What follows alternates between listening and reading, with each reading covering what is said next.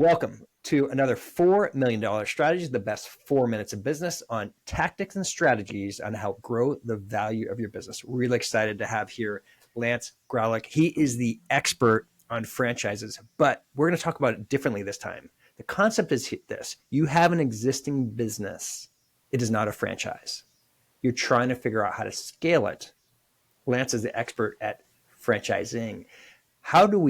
Lance, how do we scale in 3 minutes? How do we scale a business that's ours through franchising?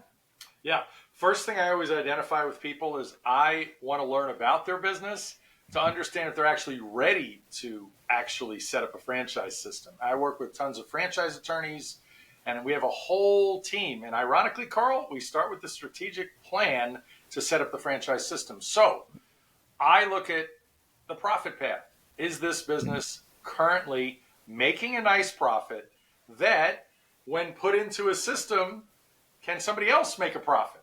And we actually charge a royalty on top of that. So it's like kind of having any kind of product out there. Is this something that's profitable that I can charge for a certain premium, et cetera? So is there a profit? Is this a business that other people need? Is there an actual need? I sound like Mr. Wonderful at this point. And then, is this something that these owners, or if there's one, two partners, whatever, are they able to mentor and support franchisees? Because support is a crucial part of the franchise process. And I talked to a guy recently that had a great business, and he literally looked at me on a Zoom call and said, yeah, I'm not going to be the one to be all fluffy with franchisees, training and teaching them. And I said, so can you hire somebody? He had to think too hard on that. And I'm like, yeah, I'm not going to deal with this. This one wasn't that easy. So are you profitable? Can you coach and support franchisees? You know, do you have some sort of specialty or secret sauce, if you will? I don't care if you're a home service brand or an actual restaurant. There has to be something that sets you apart from your competitors. Maybe it's a in-house marketing type thing that nobody else even knows or does, whatever it might be. But marketing is another piece of it. What does customer acquisition look like?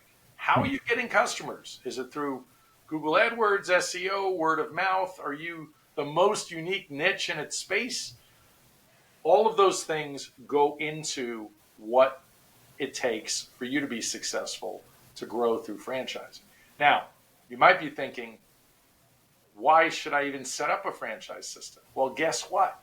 When you exit a franchise system, you, the franchisor, you set up 50 locations, 100 locations.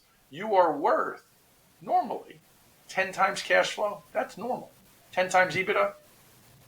I know somebody that exited for 30 times EBITDA recently.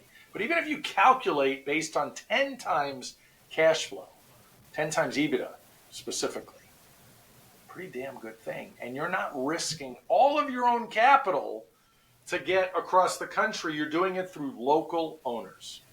There you have it.